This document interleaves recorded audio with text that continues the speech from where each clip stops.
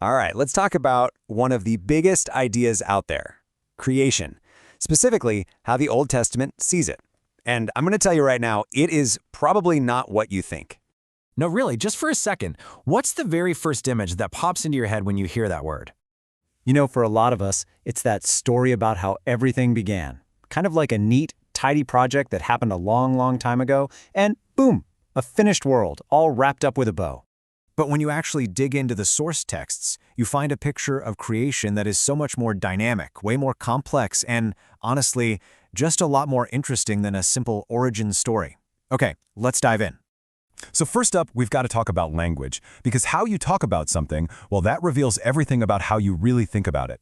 And here's what's so fascinating. There isn't just one word for create. There's a whole bunch of them.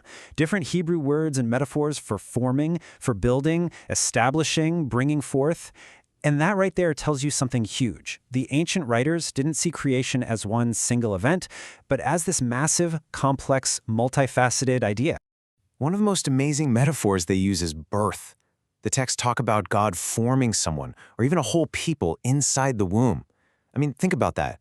This isn't some distant, mechanical act.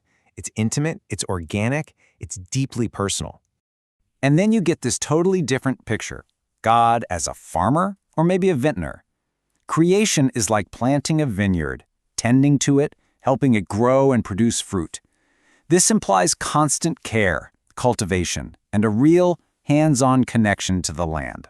And of course, there's the image of the artisan, God as a master builder, laying the foundations of the earth, carefully constructing the heavens.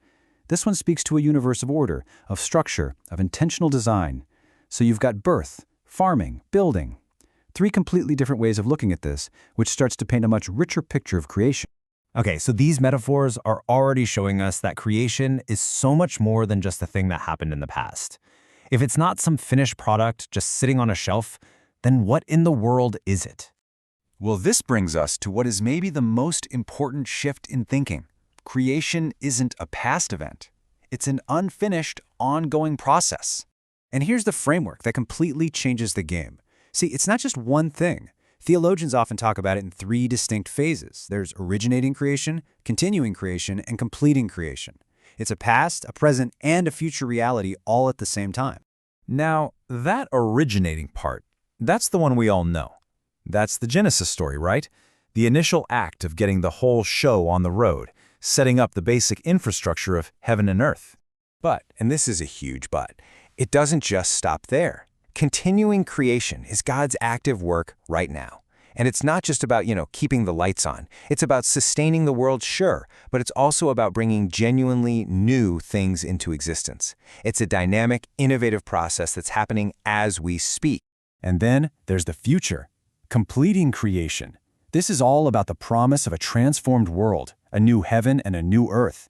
And listen, this isn't about hitting some cosmic reset button and going back to the beginning. It's a future fulfillment, a transformation that builds on everything that's come before it. So this whole idea of an ongoing process is big, but it's actually pointing to something even deeper, something that completely revolutionizes how we see the world. It's the real heart of how the Old Testament understands creation. It all comes down to this. As the theologian Terence Fratham puts it, the most basic claim you can make is that creation is, at its very core, fundamentally relational. It's not really about stuff, it's about relationships. And that idea changes everything. It completely reframes how you might picture God. So instead of, say, an aloof landlord who built the house and then just collects the rent from afar, you get this picture of a God who is deeply, dynamically, and constantly in relationship with the world. So, what does it actually mean to live in a world that is built on relationships? What does that look like? Let's break it down. The source texts suggest three pillars to this. First, the idea that being in relationship is just fundamental to God's nature. Second, that this God freely chooses to enter into relationships with creatures, with us. And third, that the world itself is created to be this massive, interconnected web where everything is related to everything else. And there's this brilliant image the author uses to help us get it. A spider web. Think about it. Every single thing, every person, every animal, every river, every rock, is a single strand in this gigantic web. And when you pull on one tiny thread over here, the entire web vibrates. Nothing exists by itself. So what does all this mean for us? Well, the biggest takeaway is that we're not just passive observers in all this. We are actually invited to be active participants in this ongoing, continuing work of creation. We have a role to play. And that really leaves us with the big question, doesn't it?